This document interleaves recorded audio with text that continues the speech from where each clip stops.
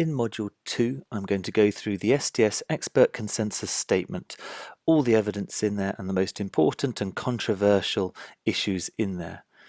Hopefully you'll all have a copy of this document. It's in the Annals of Thoracic Surgery 2017 March edition and online. If you haven't, I'll send it to you. Get in contact. So I'll go through some of the recommendations. We did this Delphi consensus process to get the class and levels of evidence. Just as a reminder, class 1 is a strong recommendation of benefit. 2A is that we think there is benefit, but the evidence isn't so strong. 2B, we don't actually have any 2Bs in our document, but that's weak evidence of benefit. Level 3 is that there probably is no benefit, and then there's level 3 harm, where we actually think it harms a patient. And then you've got the levels of evidence, which is actually the strength of the evidence behind it. And so A would be randomized studies, B would be some papers, mainly cohort studies on it, and C is just expert consensus or a couple of case reports. So we first of all do it in an ABC fashion, airway and breathing. We've got a really important set of guidelines on these. Obviously, you've got to put the oxygen up to 100%.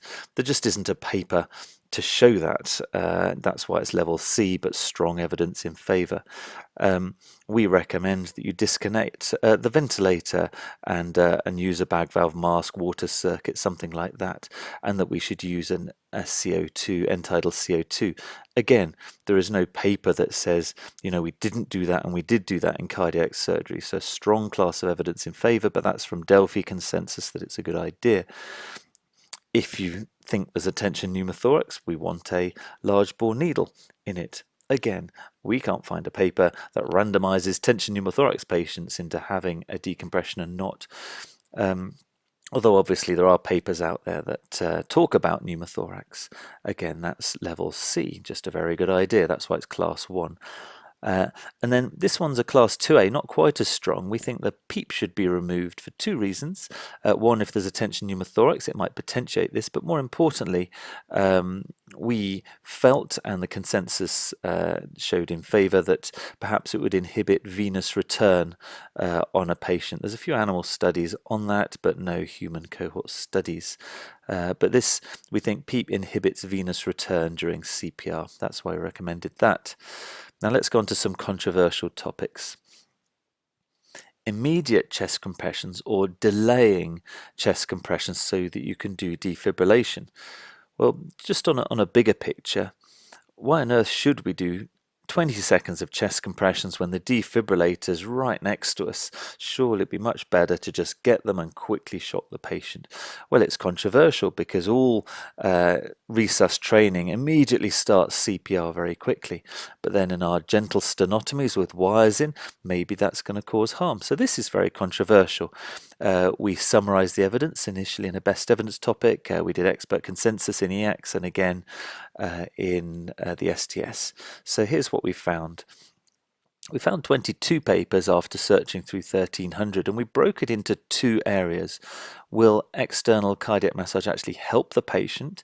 And then separately, could it harm the patient? Obviously, these are 2 very different questions.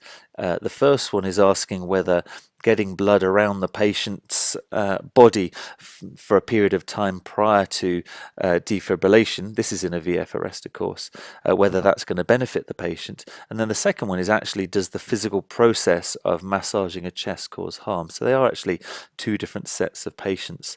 So we start on the will external massage help the patient?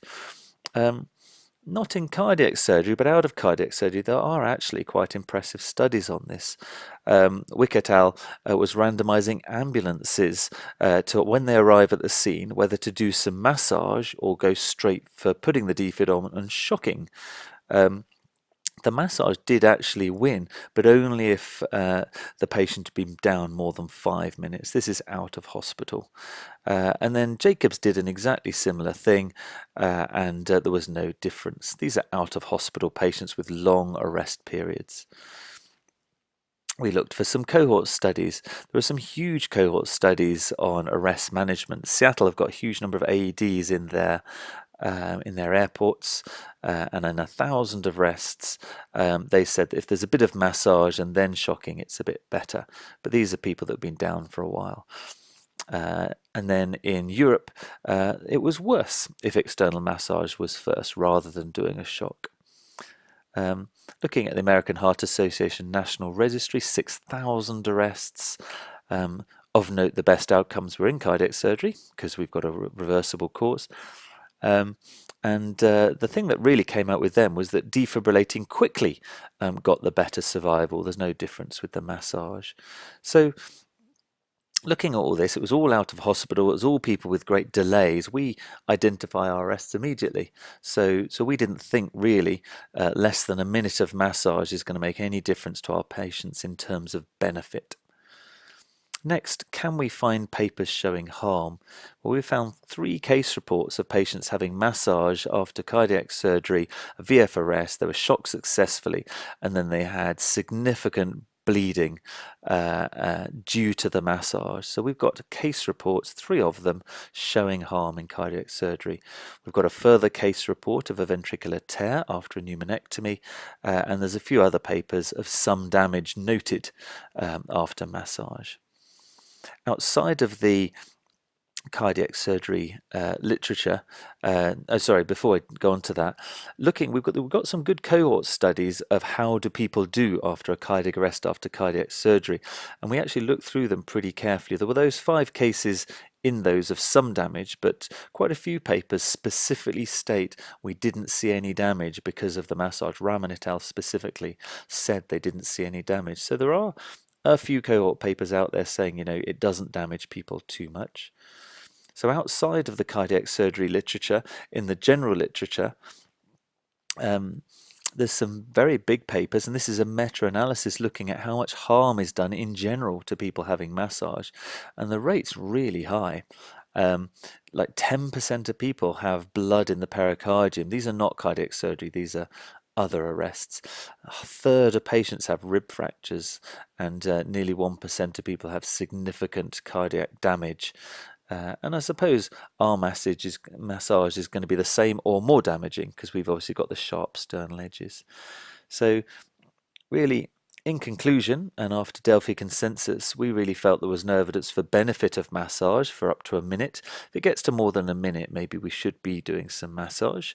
And then certainly there is some evidence that there may be harm. So we thought in the 2 specific situations which you could do something quickly, which is shocks or starting the pacing, you should defer CPR, the external massage, for doing one of these 2 things.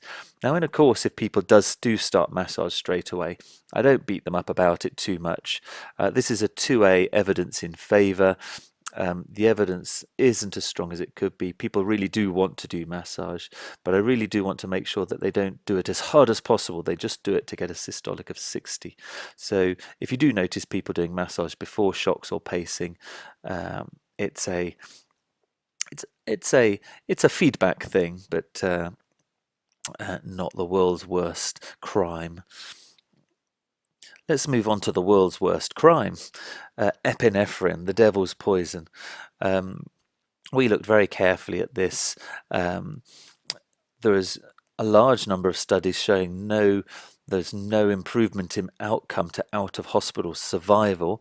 There are a few papers showing sort of better return of spontaneous circulation, but the ERC and several other large bodies do agree that adrenaline, epinephrine, has marginal or no benefit to out-of-hospital survival. ILCOR has a conclusion that its benefit is indeterminate and inconsistent and contradictory. We've looked at a lot of the evidence. There are some recent papers out there as well, but there really aren't studies showing benefit to out-of-hospital survival in any specialty, not just cardiac surgery.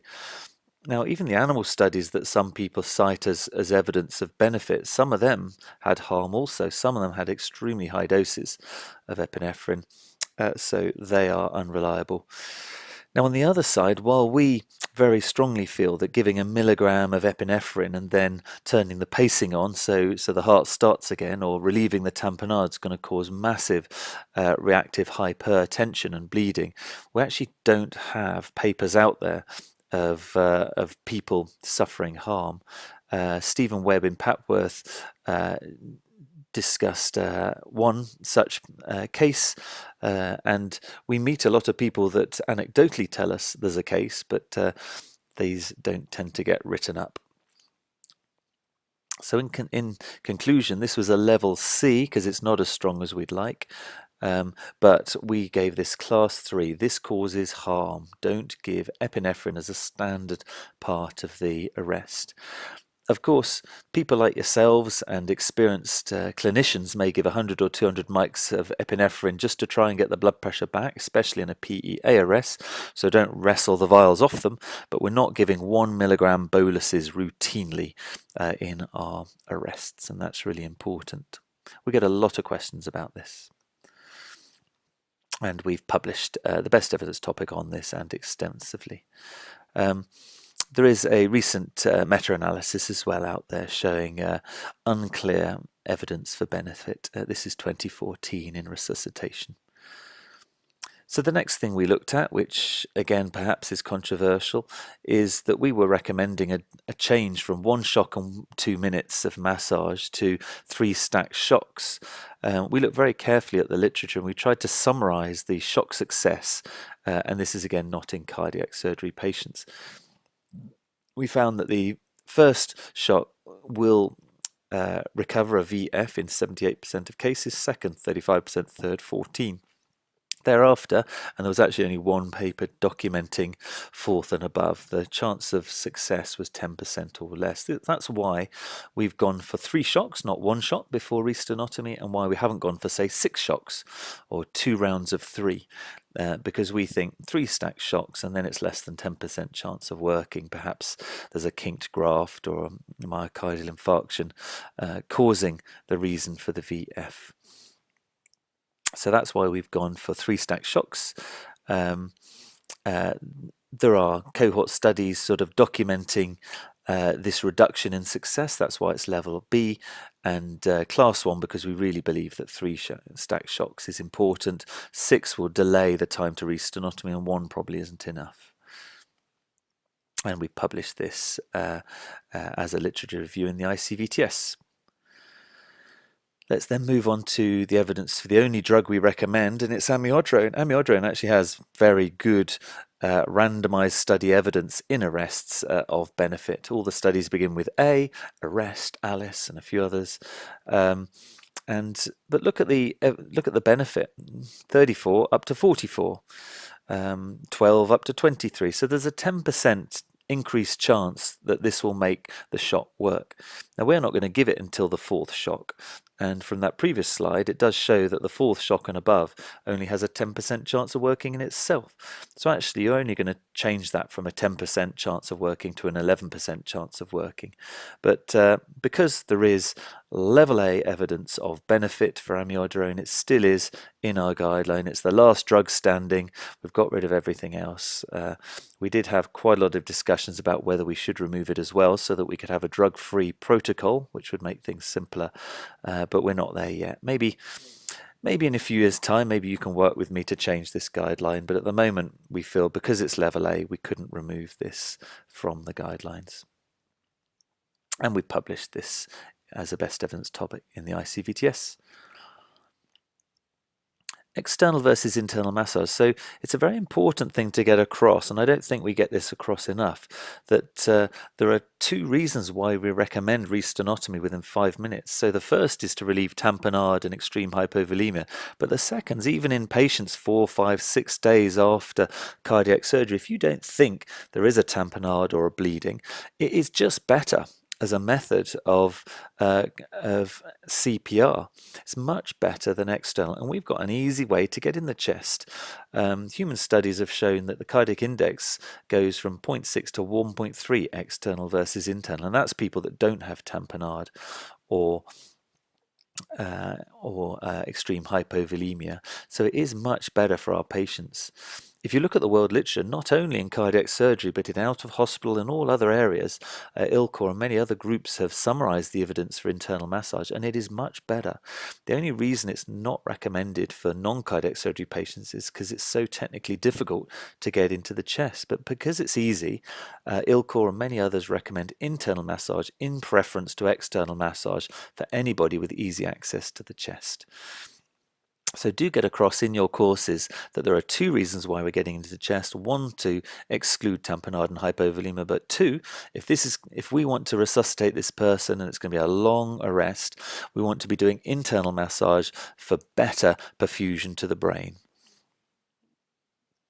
And we've published this as a best evidence topic in the ICVTS. You're getting a theme here.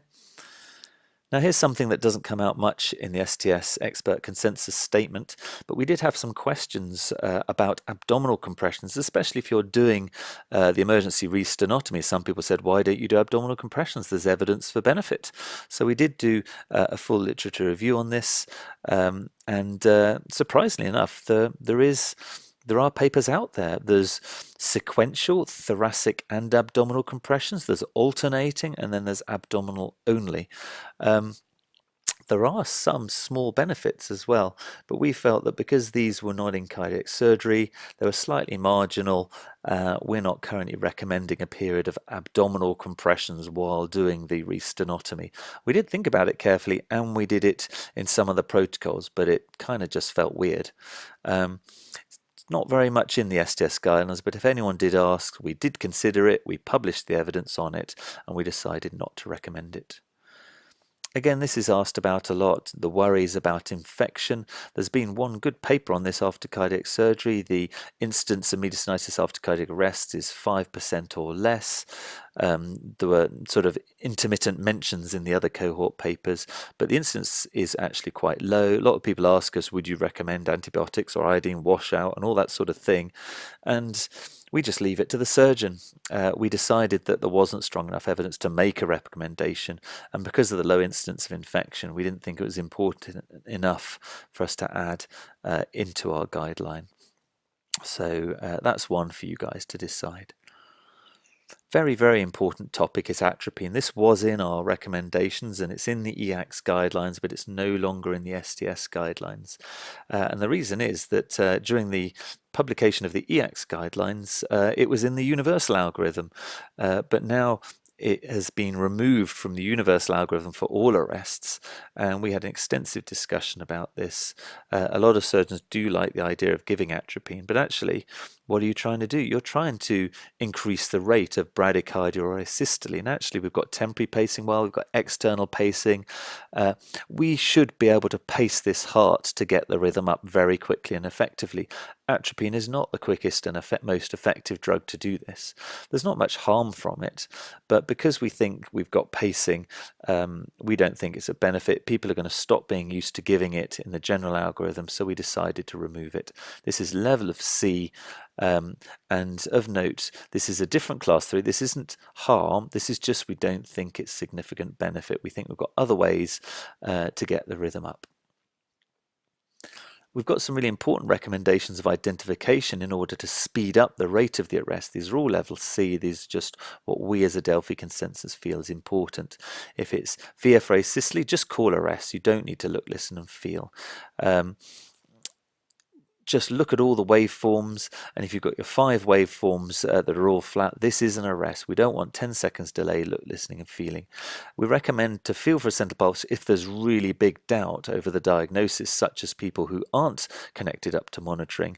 But with 5 independent pieces of monitoring on an intensive care patient that all will tell you if someone's arrested or not, we really think that routinely you shouldn't be look, listening and feeling for a pulse.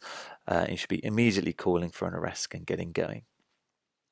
Some of the smaller recommendations that you may skim past on a first read. The syringe drivers infusions, we don't want people to be talking about the H's and T's. They're all in our guideline. So if someone says, I'm now going to think about the H's and T's, tell them, nope, you don't need to. It's all in the guidelines. And this is a good example of that. One of the T's is toxins, but in our cardiac intensive care, the toxins are the syringe drivers and infusions that we give the patient. We couldn't find any papers on this, but by consensus, we strongly felt that none of the infusions prevented the arrest, so therefore they're not going to be of benefit. But perhaps if one had been drawn up incorrectly, then they could be harmed. So we think they should be stopped and then restarted by a senior person. Now this is controversial, especially the propofol or the sedatory drugs. So when we're talking about this to people, we do say, you know, if you want to restart quickly the propofol, that's fine. Also, this is in an established arrest, not the very first thing you do, but you're doing your CPR, you've done your shocks, and maybe you're starting to prepare for sternotomy. That's the time to turn them off. We do actually have some anecdotal examples of syringe drivers having the wrong infusion in causing an arrest. So this has happened in real life. Again, the balloon pump, it's not that common, although obviously people with a balloon pump are iller and so more likely to arrest. But we haven't found papers on this, but we've discussed with the manufacturers and discussed with many other people, and the consensus agreed that you need to be in pressure trigger mode. Imagine if you're in ECG mode in a PEA arrest, then the massage is going to fight with the balloon pump, whereas in pressure trigger, as you massage, it will then inflate as you release. And then when you're doing the arrest, when you're doing the restenotomy, you need to go into an internal mode. Most people don't find this controversial. They actually find it very interesting as you mention this.